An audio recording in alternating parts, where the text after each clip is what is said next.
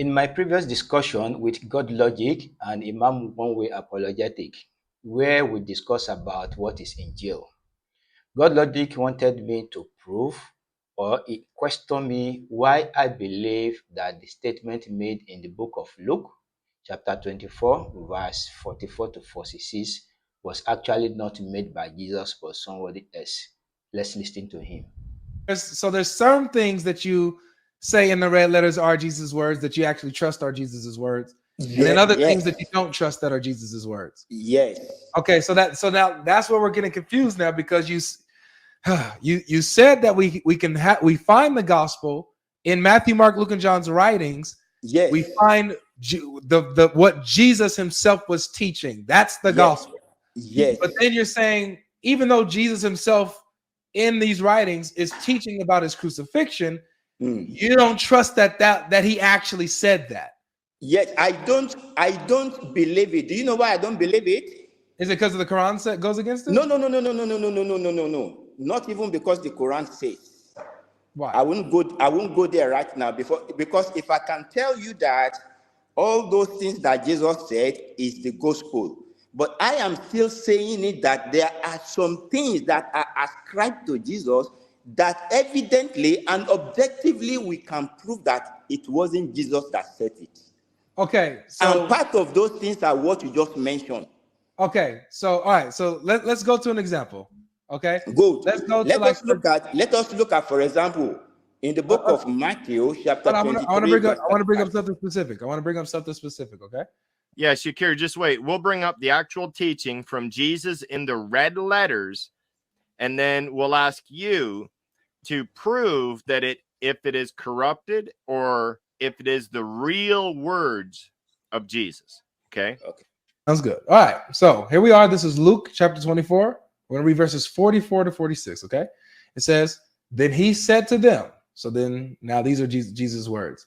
These are the words which I spoke to you while I was still with you, that all things must be fulfilled, which were written in the law of Moses and the prophets and the Psalms concerning me.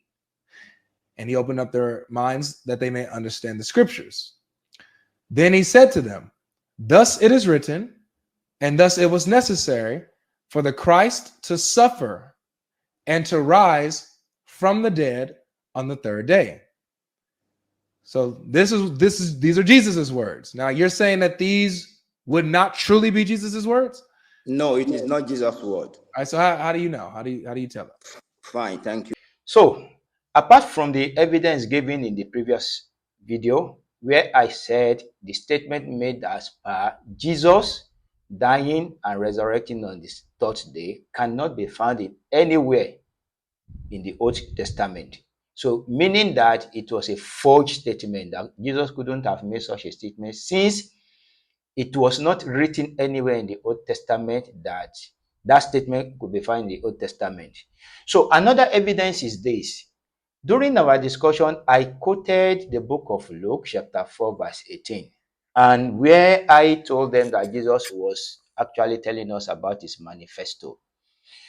We were told that in Luke chapter 4, verse 18 to 20, that Jesus went to the synagogue, he opened the book, and he read from the book of Isaiah chapter 61, verse 6. We can read this in Luke chapter 4, verse 18 to 20, where Jesus said, the Spirit of the Lord is on me, because he has anointed me to proclaim good news to the poor. He has sent me to proclaim freedom for the prisoners and recovery of sight for the blind, to set the oppressed free, to proclaim the year of the Lord's favor. Then he rolled up the scroll, gave it back to the attendant, and sat down. The eyes of everyone in the synagogue were fastened on him. Considering this particular verse, we will see clearly that here Jesus was telling us about his manifesto, why God chose him as the Messiah, and what work Messiah was to come and do. And clearly, it is to preach the gospel, to heal those born blind, and many other things. In this statement, we cannot find anywhere where Jesus told us as part of his mission in the world to come and die for the sin of anybody. It cannot be found, and it is not there. So if Jesus is telling us about his manifesto, that this is the reason why he came to the world, and this is the work of the Messiah, then where is the doctrine of he died and resurrected coming from? It couldn't have been from him. And to really nail it, in the book of John, chapter 17, verse 3 to 4, he told us one astounding statement too. He said, "And this is the eternal life, that they may know you, the only true God, and Jesus Christ, whom you have sent. I have glorified you on earth. I have finished the work which you gave me to do." Here he is telling us he has finished the work that God gave him to do, the work God commissioned him to do. At the point he was making this statement, the alleged crucifixion or killing of Jesus has not taken place. How can somebody be saying, "I have finished the work," and you are saying he came to the world to die for our sin? It shows clearly that the issue of being killed and whatever is not part of his work. And that's the reason why when he started it, he told us, and when he has finished the work, he told us again. So this is the reason why Jesus couldn't have been the one making that statement in the book of Luke, chapter 24, verse 44 to 46. If you enjoyed this video, kindly like, share, and subscribe. Meet you in the next episode.